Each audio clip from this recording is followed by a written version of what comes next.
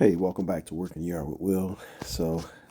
Several weeks ago, because I'm a little bit behind on videos, I decided to go ahead and try to clean up going up to the Japanese garden. And I have these beds that are kind of spread out there. As you see here, probably in the foreground, there are daylilies. They're called Happy Return daylilies that are just starting to sprout up. And of course, all of my azaleas are there. And I tell you what, folks, this particular tool that I'm using is called a open stirrup hoe, garden hoe, and it's worked out wonders for me. Being able to use that tool to go around and clean up, especially around the flower beds. It goes just deep enough to grab those roots and yank stuff out of there.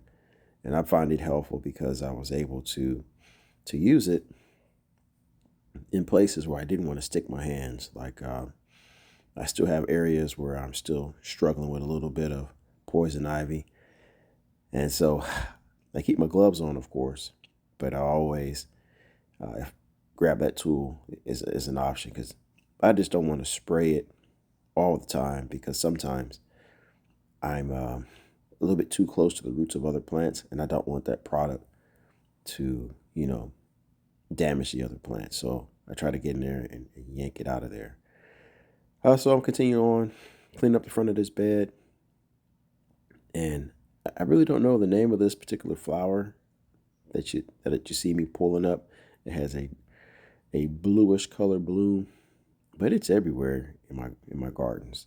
So working on that. Earlier, also in the year, um, all of those azaleas that you see here, not necessarily these, but the ones that are a little further down, and I'll get to in a moment. The deer had came through and was just chomping the tops out of the azaleas, and I thought for sure that I wouldn't see any blooms. Thankfully, I still received blooms. I guess they were helping me out being a little gardener there and doing some cutbacks for me. Perhaps they were saying, oh, this one could use a little trim back, and this one could use a little trim back as well. Actually, the reason why I have so many azaleas on this hill is because at one point in time, I was trying to replicate uh, the Masters hole. I believe it was at Augusta hole number 13, where you have a hillside of azaleas. And I'm getting there, you know. I still need to put a few more different varieties in there, but they're slowly but surely growing out. So, question for you all: do you all grow azaleas? If so, uh, how do you have them? Do you have them in partial shade, full shade, full sun, partial sun? I have mine in a variety of places, and these are in partial shade, I would say, because they do get a good amount of sun that filters through there, and they appear to like it. Bloom wise, size wise, they're slow to grow, but bloom wise, I get plenty of blooms.